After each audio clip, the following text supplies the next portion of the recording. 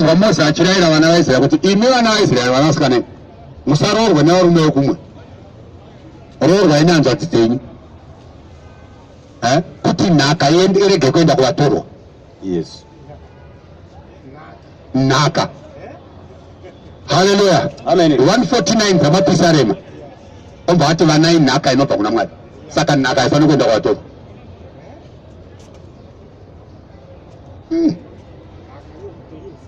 Amen. Amen. Hallelujah. Amen. Saka vatendi vana vaAbhurahama kana vakuroora vanoroora hanzvadzi dzavo, baba vamwe chete namai vamwe chete.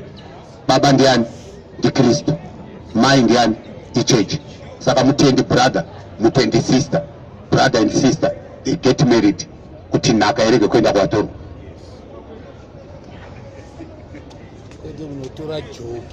Kwete kuenda kunobopa nyati kugona rezhou kuda kuya nemunda.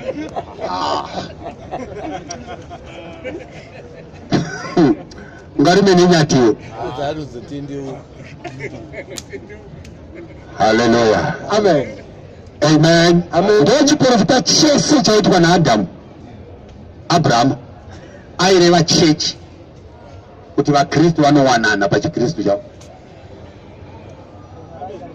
Hamena kuti marango zviri kuita sei kuti nesoziva. Amen. Amen. Ende kana vaKristu vachiwanana, shoko rakati murume mumwe nomumwe ngave nemukadzi wake 1, nemukadzi ngave nemurume wake 1. Ndozvakanyorwa chechi. Amen. Amen. Saka Abrahama paakaita vakadzi vatatu vana aiparidza kuti chechi ichabva kumarudzi akasiyana asi yoita 1. Moses paakanotora Zipora mwanasikana waJetro. Hallelujah. Amen. Miriam naAroni vakati hazviite zvawaita, vatyora mutemo tsika yaMwari vaityora. Wai wanotora mukadzi mutorwa washaya vakadzi muvaIsraeri? Moses akati no, don't worry. Amen. Amen. Moses ndiMwari, nekuti chapter 7 inoti Moses tarira ndakuita saMwari, Aroni mukoma wako achava muprofita wako. Amen. Amen. Hallelujah. Amen. Saka Moses ndiMwari anotora mukadzi kuvaHedheni vaMidhiani, otora mukadzi muvaIsraeri. Ari kuti chechi inotangira kuvaJudha ndiye Sara, yozoenda kuna Hagai ndo maGentiles. Ndo chiprofita chaitwa nevarume ava pavaita vakadzi vakawanda, zvakatopfuura, zvakatozadziswa. Amen. Amen. Ndosaka uchiona Naomi anoenda nemurume wake uko kuvaMidhiani, murume wake mva anofa, asasiya vana vaviri, ndiKirioni naMaroni, ndomva varoora vana vacho, ndomva vafa futi, ndomva kwasara varoora Ruthi nani? Ameni. Naopa. Naomi akuda kudzokera kumusha kwake semunhu afirwa nemurume plus nevana. Chikanzi varoora, onai varume venyu vafa, ini wangu murume adiwo afa. Chidzokerai nekumisha kwenyu kwabereki kwenyu munotsvagwa mwarume, ende akudzokera kwangu Israeri. Opa akati zvakanaka mama, fambai zvakanaka, Mwari wakaita zvakanaka. Ruth akati mama, inini handisi kusara, ndiri kuenda nemi kwaIsraeri ikoko. Hallelujah. Amen. Mwari wenyu ndiye achava Mwari wangu. Saka Mwari waIsraeri ndiye Jehovha, Mwari waIsraeri achava Mwari wangu. Hallelujah. Amen. Jehovha achauya semunhu, munhu ndiye Jesu Kristu, ndiye achava Mwari wangu. Ruthi achisvika chekudya vana. Hallelujah. Amen. Anonzwa kuti kuno mumwe murume ane purazi, navanoti kana vakohwa zvikafu zvinorasikira pasi vanoda kuenda kunonhonga vachinodiya chinonga. Ruthi akati rega ende hangu mama, ndonhonga chikafu munda maBhoazi.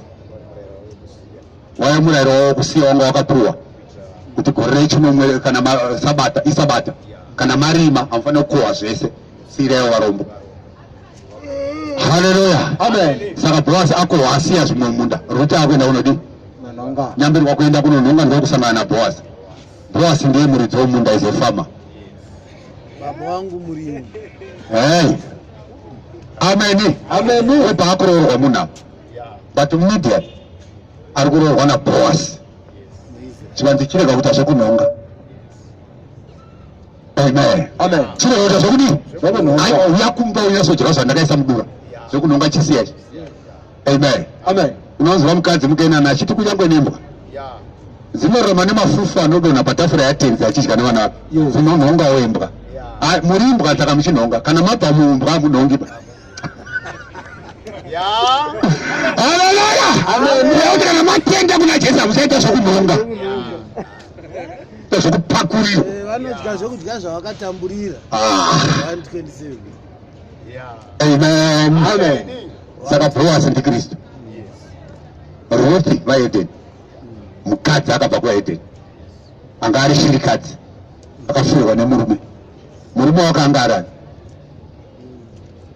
Murume waRuthi ndiye. Haleluya. Vanga vari vana. Murume waNaomi anga ari muIsraeri. Amen. MuIsraeri ndiani? Inzwa chapter 7 yaRoma. Inzwa shoko raMwari zvautaura. Amen. Romans chapter 7 verse number 1. Teerera mashoko ayo zvakanaka. Musazozvitora zvamuri kuita zviya muchikota shoko raMwari serizvo. Nokuti hakuna chiri chingaremerwa mukadzi asi chivi cheupombwe. Saka mukadzi akakwata upombwe haende. Ndozvakazwa neshoko raMwari ere? Nai ndizvo. Hamuna kunzwa Jesu kuti aiti. Inzwa. Kufa kumurayiro ndio upenyu kuna Mwari. Right. First thing. Kana vanhu vachiri active in law, they are dead to God.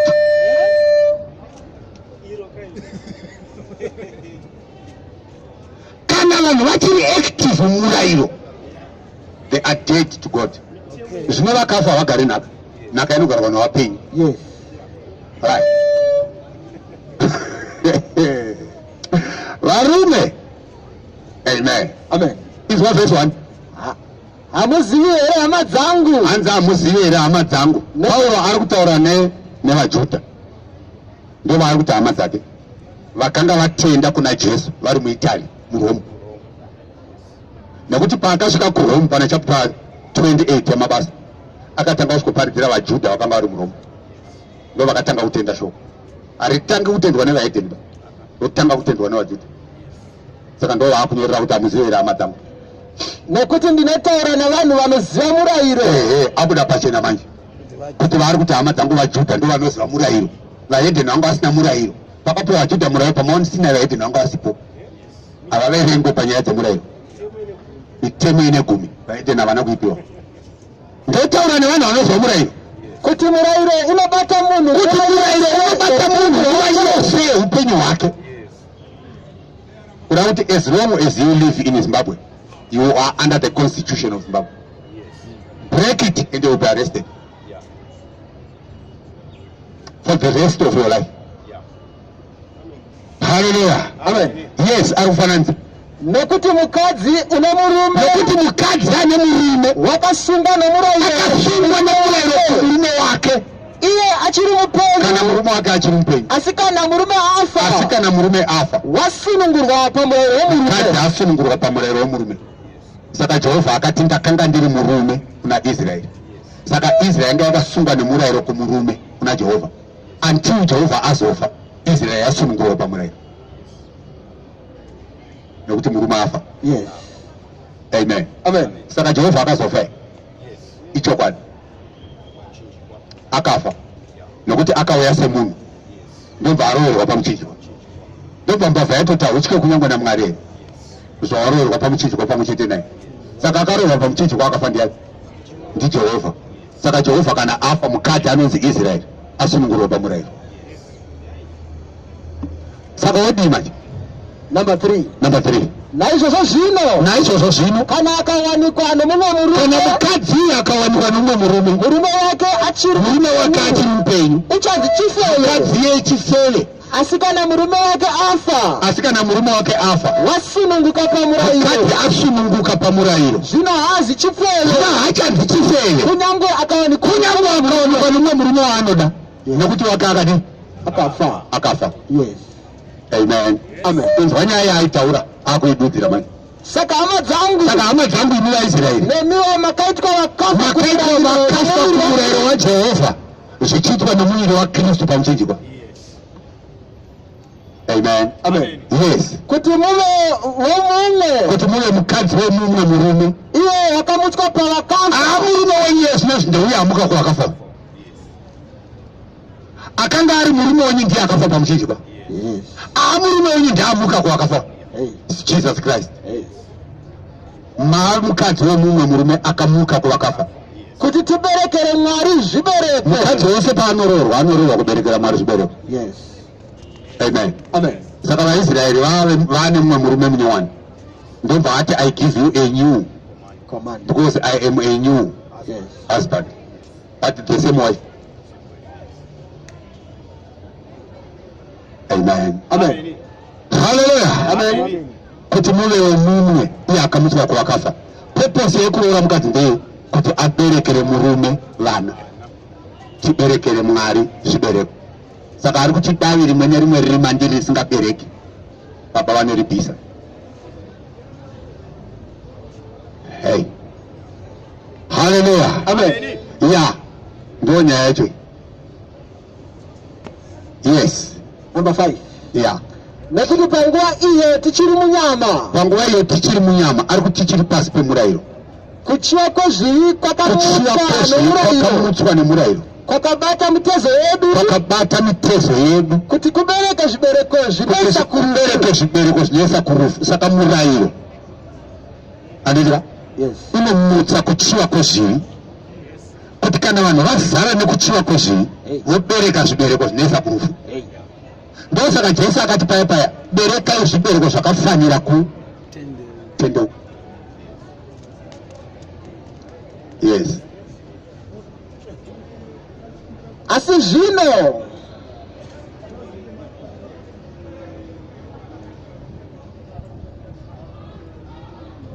all right, regai go. Mwari vandibatsira. Hanzi hamuna kuzinga mataura kuti David paakatora mukadzi waIria zvaireve. Amen. Amen. Chekutanga chekuti David ndimambo wavaIsraeri. Amuita mambo ndiani? NdiMwari. Ndovatuma Samueri kunozodza mambo kumba kwaJese. Amen. Amen. Hallelujah. Amen.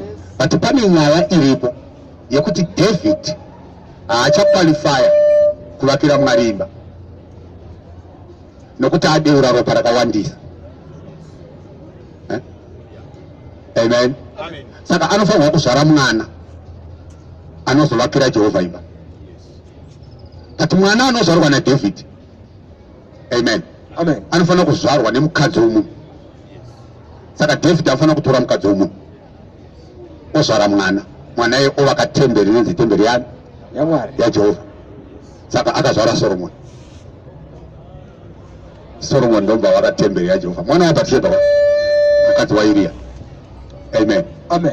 Mwari ndomba auya ari mambo wemadzimambo, ndomba atora mukadzi womunhu anonzi Mary, mukadzi waJosefa, ndomba aita naye mwana, ndomba pazvarwa mwanakomana anonzi Jesus. Jesu ndomba ati upon this rock I will build my church. Paul ndomba ati the church is the temple of the living God. Saka inovakwa nemwana akaberekwa nemukadzi womunhu. Amen. Saka chaive chiprofita. Hallelujah. Amen. Chakanga chatangwa naAbrahama naSara. Amen. Amen. Vakomana vairi vaenda Sodoma neGomora. Mwari ndomba asaraitaura naAbrahama akati mauri marudzi ose achadiwa sei ndachembera nemwana svikanzi gore rinouya nenguva ino ndichauya. Sara achava nemimba, achabara mwana mukomana umutumidze kuti Isaac. Saka mimba yakaitwa naSara at her old age ndiMwari akauya naye. Saka mukadzi womunhu atorwa pazvarwa mwana anonzi Isaac, ndiye ari kunzi chindipa aite chibayiro. Anoda zvibayiro zvevana vakazvarwa nevakadzi vevanhu. Haleluya. Amen. Jesu paanoberekwa ndo paanoenda kunoita chibayiro pachikomo cheKalvari. Chikomo cheKalvari igomo rakanga riri munzvimbo inonzi Moria, pakambobayirwa Isaac. Same mountain, same hill. Haleluya. Nekuti dhirama rese rakatambwa naMwari, rese rakanyorwa raitambirwa muIsraeri. Yes. Mainzi Eden kuIsraeri. Haleluya. Amen. Amen. Amen. Ukaona Jacob achienda kwaLabhani aitiza Esau paya, anosvika panzvimbo yainzi Luzi, orara ipapo asvibirwa, otsamira ipo, orota hope, achiona ladha rakakonekta earth and heaven, vatumwa vachikwira nekudzika neladha kudai, achipepuka zvika, this is an awesome place. This place is none other than the temple of God. Yes. Nzvimbo ine ndobva atora mafuta anobva asiya azodza dombo raakarara akatsamira. Zvikanzi this place is the gateway to heaven. Ndobva aenda. Haleluya. Amen. Nzvimbo yainzi Luzi ndiyo nzvimbo yakazonzi Bethel, yakanzi Bethlehem, ndo pakaberekwa Jesu.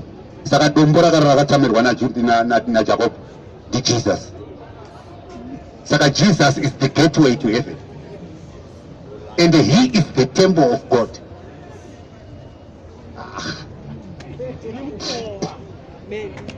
Haleluya. Amen. Wanzi wachiti ini ndini mukova waumakwai. Yes. Ani nani asingapinde neni imbavha. Amen. Amen. Unozonzwa Jesu paya paanobhabhatidzwa paya. Amen. Amen. Achibuda mvura kudai, hanzi vakaona vatumwa vachikwira nekudzika pamusoro pake ladha.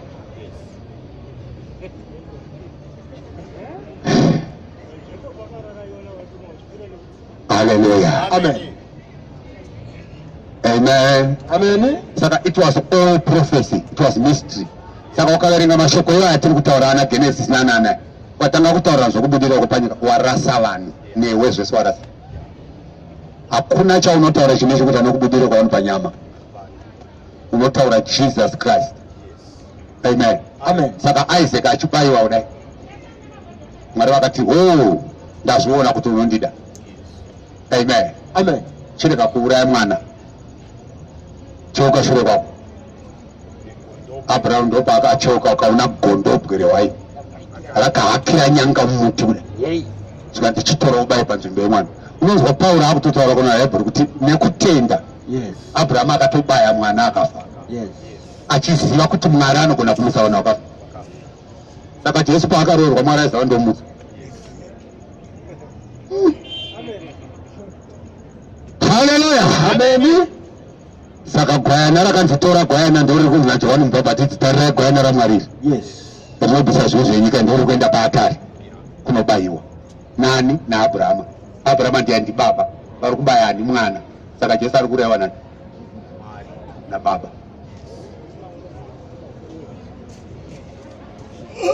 Mwari orugare ngaaite zvakanaka kuvanhu. Shoko raMwari rakakwana, haridi bedzi vanhu vanotaura zvinhu vasingazivi. Kana usati wazvinzwa imbomira. Mwari haana problem, haana pressure yekuparidzwa ba, ane pressure yekutendwa. Ndiye angatoita pressure kuti dai vanhu vatenda, kwete kuparidzwa. Haleluya. Amen. Amen. Amen. Hey, Mwari ngatibatsire. Saka endai munovadzidzisa kuchengeta zvose vandakakurayirai. Saka zvonaita varume kana vanhu vaparidzirwa, handika vakatenda vanobhabhatidzwa. Kana vabhabhatidzwa vodzidziswa. Zvinokudzidzisa kwacho kunodzidziswa naiye Mwari. Amen. Amen. Ndiye anoparidza. Uye kudzidzisa hakuperi kusvikira Jesu adi achiuya adzoka. Saka vanhu kana vachidzidziswa, tsika dzenyika dzinoti vanoenda kuchikoro, voiswa muchikoro. Nekuna Mwari futi kana vanhu vaidzidziswa, hazviite kuti udzidzise munhu ari kumuzarabani, Mwari kugoromonzi, Mwari kupinga, ayo vanoungana. Ivo vari kuungana ndononzi chechi. Saka inodzidziswa. Saka ukanzwa mufundisi achiparidza kuti chechi haina basa, wengotenda kuna Jesu kuti hazvo chechi apa, haasi kuziva zvaataura. chechi muviri waKristu. Yes. Kureva kuti chechi ndiye Kristu wacho. Saka wakati chechi haina basa kuti Kristu wandikupadza hana basa. Ndokunodzidziswa chechi. Mukazonzwa munhu akuti acho kuchechi hazina basa. Kuti uri kuRoma kana kuti kaFM kana kuti hazina basa izvo. Pauro haana kumboparidza achidaro. Yes. Kuti hazina basa kuti uri kuRoma. Hazina basa kuti uri kumugodhi. Haana kuparidza achidaro. Kune dzidziso here. Ende paakaparidza Pauro kwakusina mugodhi. Yes. Amen. Yes. Jesu, John chapter 14. Yes. Andizive kuti zvakazobva kudii. John chapter 14 verse 1. Yandikunya kudai verse 3. Atipira kupa verse 1. Number 1. Yes. Mwoyo yenyu irege kumanikidzwa. Ava vanhu vanotaurwa naJesu. Vanhu vakanga vateera Jesu. Ndovari kuti mwoyo yenyu ngairege kumanikidzwa. Tendai kuna Mwari. Tendai kuna Mwari. Mutendere kwandiri. Mutendere kwandiri. Mumba mababa vangu. Mumba mababa vangu. Mune nzvimbo zhinji dzekugara. Mumba mababa vangu. Yes. Mune nzvimbo zhinji dzekugara. Yeah. Mumba mababa vangu. Baba ndiani? Ndimwari. Saka mumba maMwari ndemupi? Nonzwa Pauro anyora kuna Timothy chapter 3 verse number 14. Anoti zvinhu izvi ndinokunyorera ndichiti ndichakurumidza kuuya kuEfeso kwauri. Asi kana ndikanonoka, yes, ndoda kuti uzive kuti vanhu vanofanirwa kufamba sei mumba maMwari. Obva ati iyo kereke yaMwari mupenyu, mbiru nechitsigiro chazvokwadi. Saka mainzi mumba mababa vangu naJesu ichechi. Mune nzvimbo zhinji dzekugara. Kuda kuti kunyange vatendi vakawanda vanokwana mumba imomo. Dzimba hadzizowandi nekuti vatendi vawanda. Vese vakawanda pasi pedenga vanokwana. Mumba mababa vangu mune nzvimbo zhinji dzekugara. Dai kusaiva kudaro. Dai kusaiva kudaro. Ndingadai ndaikuudzai. Ndakakuudzai kuti tsvakai henyu uko kwenda nekuti kuna handina pekuisa. Teera henyu ana Mwashana anandike. Ngadai ndakuudzai. But Jesu haana kusiya ataurira vanhu kuti teerai vamwana vachatanga machechi. Aiziva kuti vanokwana mune yake. Yes.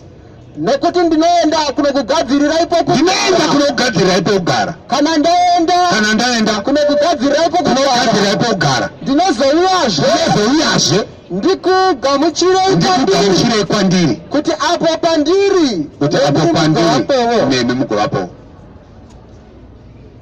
Haleluya. Amen. Saka ava vanhu vakatosiya vaudzwa naJesu kuda kuti paakaenda kudenga paya vanhu havaivepo. Akatosiya varipo vachinamata Mwari. But chiri kuitika ndechekuti paakasiya ava vachinamata Mwari apa, AFM yanga isipo. Paakasiya ava vachinamata Mwari, Roman Catholic yanga isipo.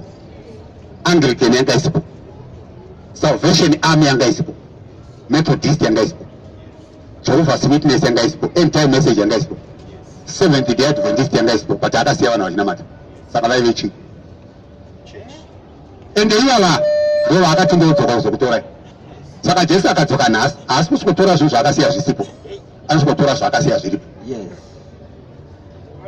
Saka kana mugodhi akazotanga 1932 kuda kuti Jesu haana chekuita naye, akauya haana chekuita nemugodhi. Ari kusikotora chechi yaakasiya iripo, yaakati ichatanga paJerusarema yoenda muJudhea rose neSamaria nekusvika kumugumo wenyika. Kuda kuti chechi haitangwe inospreada ichizara pasi rese. Vaparidzi vachienda kunoparidza kunyika dzese nekuti chechi yacho yakatangwa kare pamuchinjikwa neropa raJesu. Ndiyo yakapindwa naana Pita. Saka ukaona uri muchechi isina kupindwa naPita, hausi muchechi yaMwari. Hanzi kukunyepera apa. Hazvina basa kuti uri kufundisa. Apa hasi kunyepera. Saka kana usiri muchechi yaMwari, Jesu akauya haasi kuzokutora.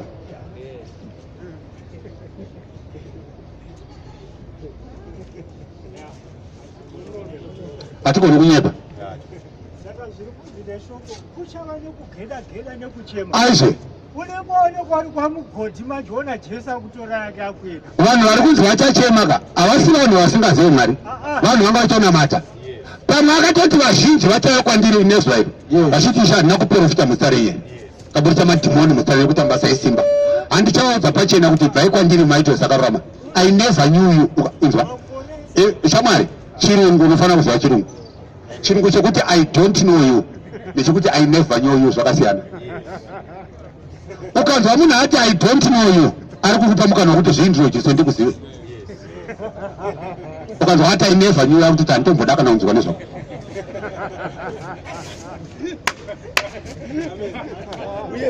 Handisi kunzomboda kunzwa introduction yako handidi.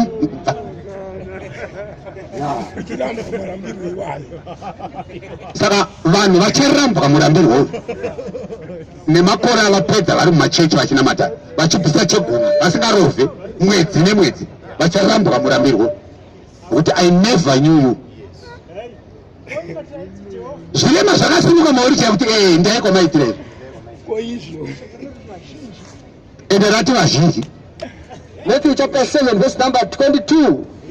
Vazhinji vachati kwandiri nezuva iro. Pazuva rekupedzisira ndo dhenja. Unoona zvinoitika dai zvaitika pamazuva anaya taiti pachine mukana wekuti vanhu vanogadzirisa vana mugoda, but hazvisi kuitika pamazuva anaya, zviri kuitika pazuva rekupedzisira.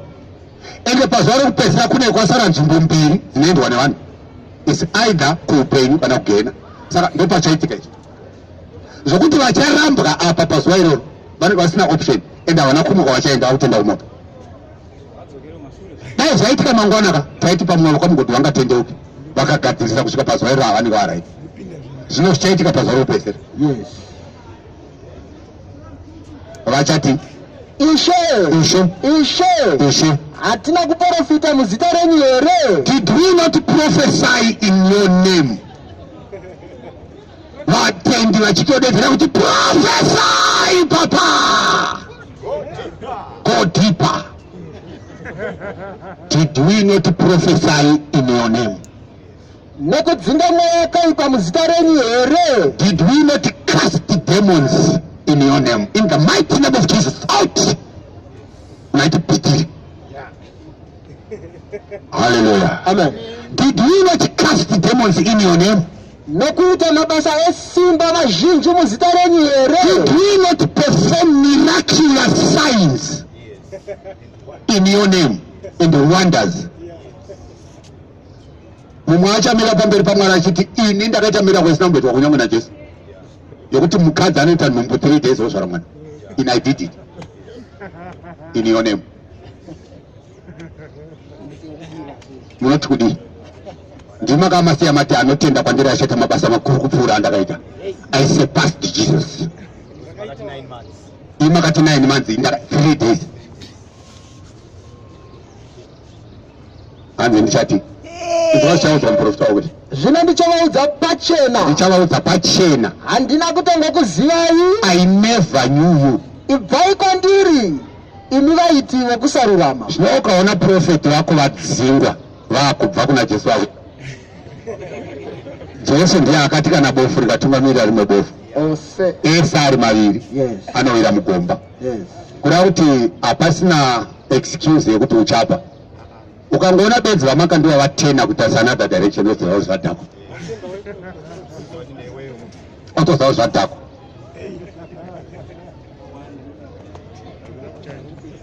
Ende zviri kuitwa pazuva rekupedzisira hakusina mukana wekutendeuka.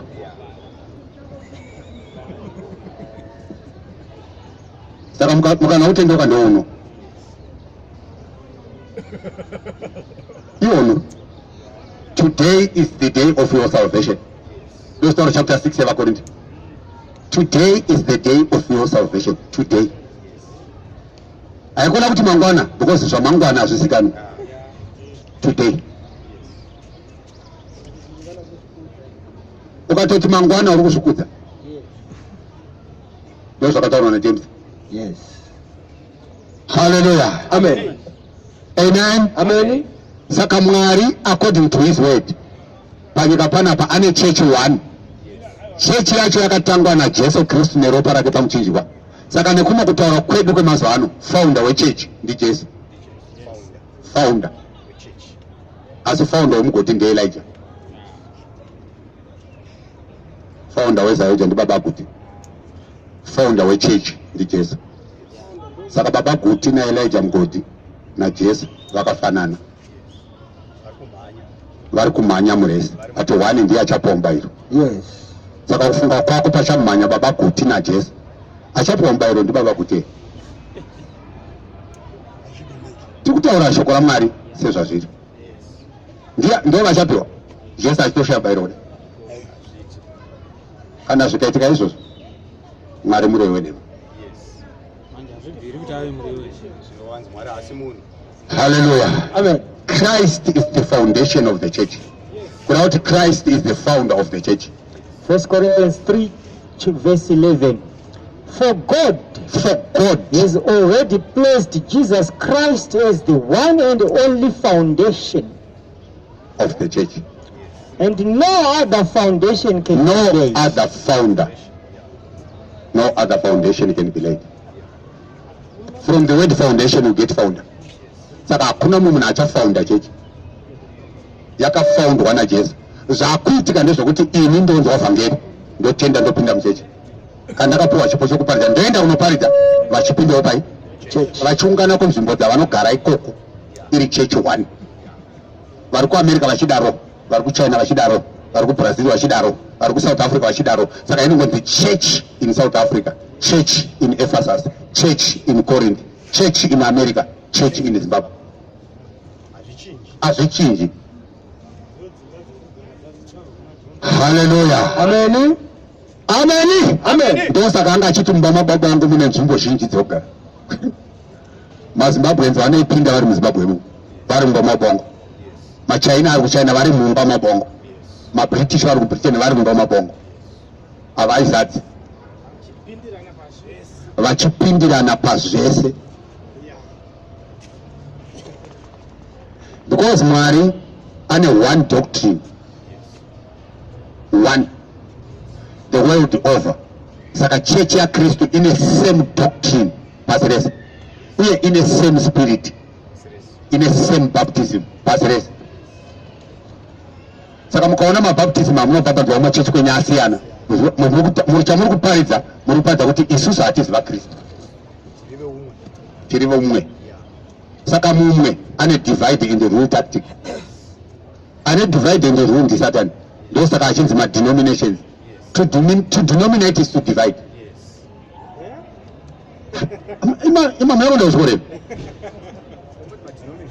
To denominate is to divide. Ndo saka uchitokaenda kumetsi kune inonzi common denominator. Inonzi common denominator is a common divider. Kureva kuti ino divider number dzese dziri pamusoro isingasiyerimendi. Saka denominations are not divided.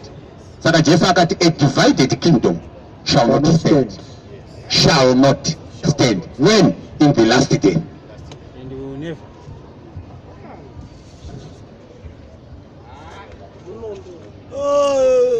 Hallelujah. Amen. Yeah. Saka kuna nzira mbili yakapamama neyakamanikana. Yes. But yakapamama inopinda nevazhinji nokuti iri attractive, iri nyore kufamba. Ine mabasa, ine dzimba, ine mabusiness, ine mablessings epanyika pana. It's wide. Iri narrow inonetsa zvokuti kana kuwana basa chako unogona kutambura.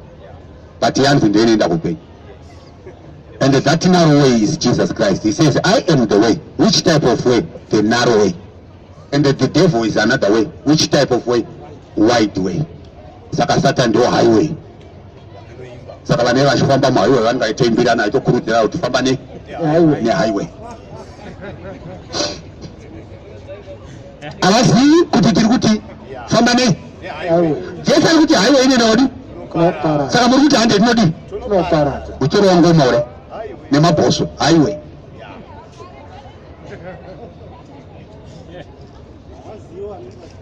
Hallelujah. Amen. Yes. Mashoko atiri kutaura aya mashoko Satan haadi zvachose.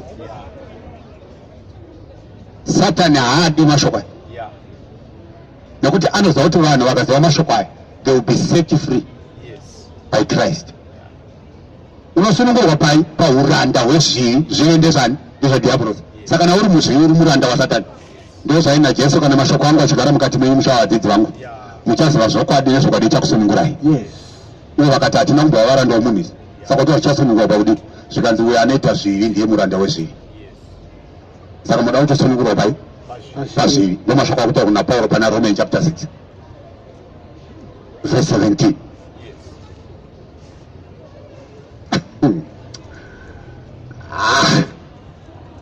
Saka Pauro anangoparidza mamwe mashoko asina kutaurwa naJesu.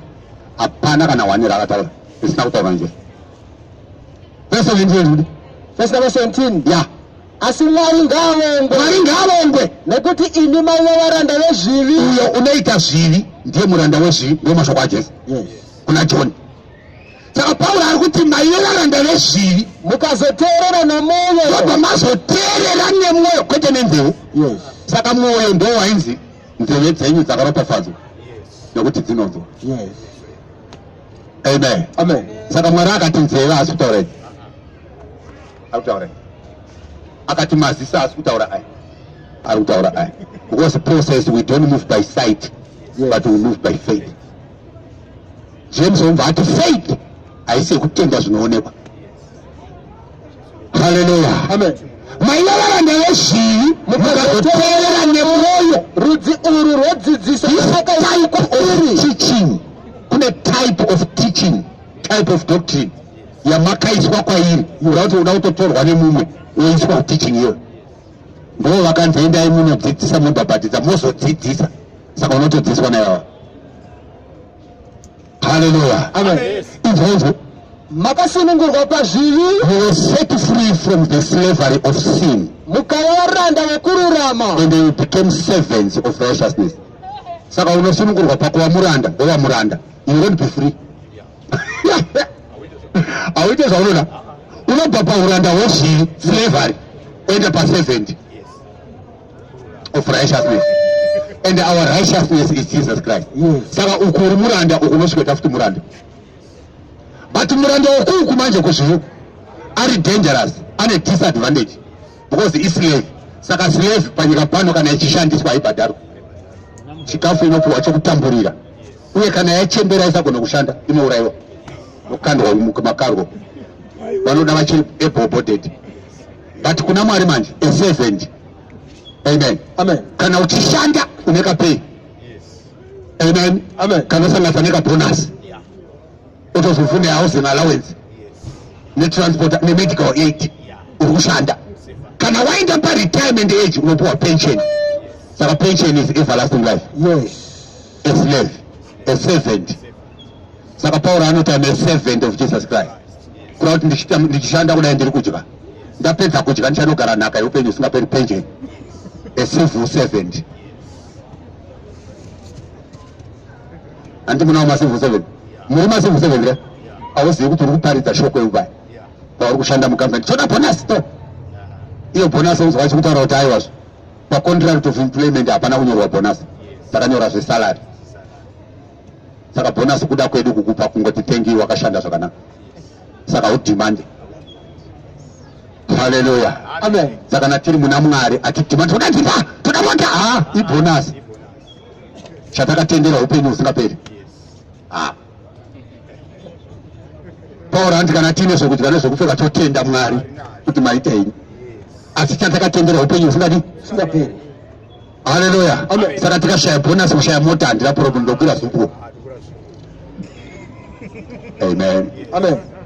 Hallelujah. Amen. Ndichoda kunoparidza chicho ndakatageta chi upenyu usingaperi. Saka ndabasa ndaona imba ndoroja zvisingazotinetsi pazuva rekupedza kana taakuenda. Hauzocheuka kuti akomana imba yekuporudhira 125 rooms iri akomana.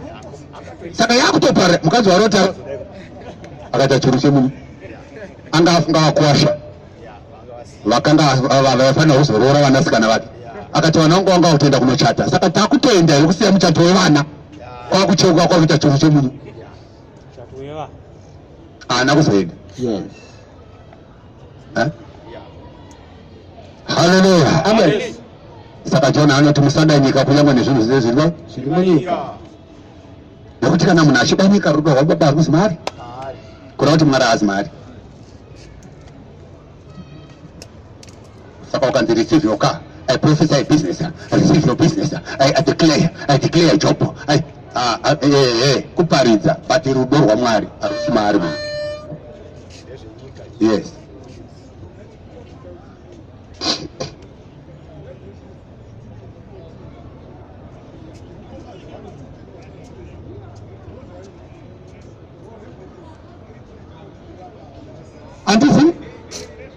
I don't know, but chandoronara ndechekuti shoko raMwari pana Revelation chapter 13 rakati chikara ichi musangoti muchachiona chichiuya chine mazimvere.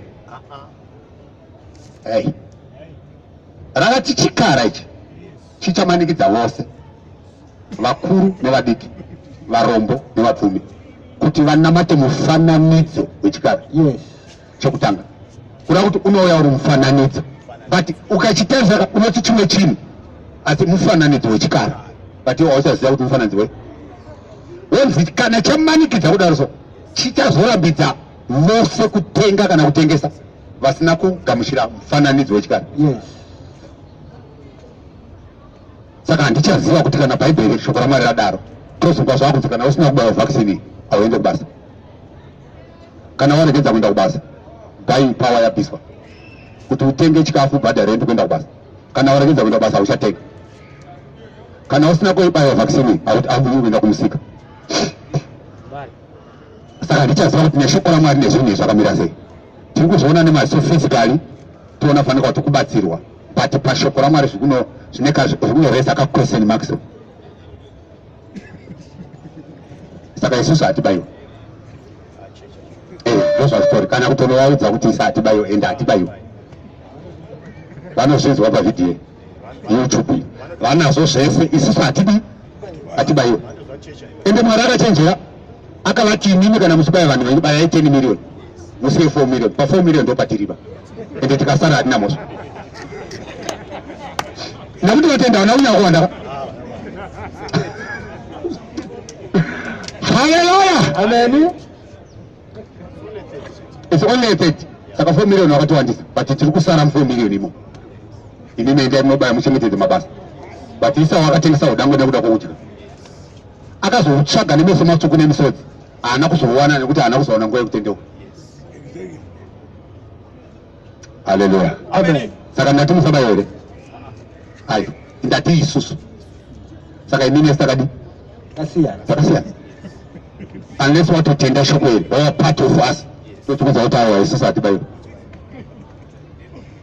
Asi kana sezvamakaita zvaendai munobayo mukasabayo munofunga munoora vanhu nenzara, but nyange mukavararamisa panzara vachangofa, ende kana vafa muchazofa futi mugeni. Mapedza kuchengetedza mabasa muchafa mugena, musati mamboenda kugena panyika pacho muchafa, nekuti kubaya jekiseni hakuna kuti hauchafi, unofa. Tina umwe wakatobaya vachingobva mukubaya wakabva watofa necovid iyo. Haleluya, Amen. ameni. Amen. Saka isa tingonyengerwa nezvinhu zvisina basa, zvisina direction yazvinoenda, kuti zvinoenda mberi, kuti zviri kudzoka kumashure hazvinzwisike. Haleluya, Amen. pazvakauya zvakambonzi vane 6 days and above havabayiwe, vane 17 days and below havabayiwe, vakazvitakura havabayiwe, vane mamwe madiseases havabayiwe. Ndo announcement yekutanga ino zvakunzi mbombera kana mwana ane 2 years ngabayiwe. Zvachinja here, pauya vhakisini yowane here. Saka muri kuyasozvisa izvozvo muri kubaya vanhu here kuti zvinofamba sei. Makamboti izvi hazviti eni makuti ngavabayiwe, tokuridza kuti vane ndumbu ngavatobayiwa. Yakamodifaiwa, uye kana ndabayiwa inondiprotecta kusvika rini. Kuna anaAmerika vakubayiwa mabooster nekuti rakaexpire, rine expire iro. Zvino kana raexpire maantibodies ako hachashanda, wakutoda booster every time. Saka isa hatidisi. Hatibayiwa. Hallelujah, Amen. chinoita kuti tirege kubayiwa ndechichi. Kuvhura bhuku yakwe Ezekiel chapter 14 ndosvika hando mashoko yopedzisira. Hallelujah, isusu hatibayiwa ba. Aya ndo mashoko aya, Ezekiel chapter 14.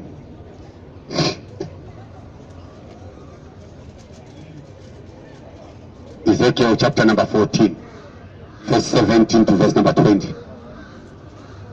Hallelujah, izvi kana nyangudai ndikaendeswa kuofisi kwapurezidendi ndongonavhurira sondauta ndozvandiri, ndozvandakatenda. Imi mubayiwa ino kuti hamuna kutenda.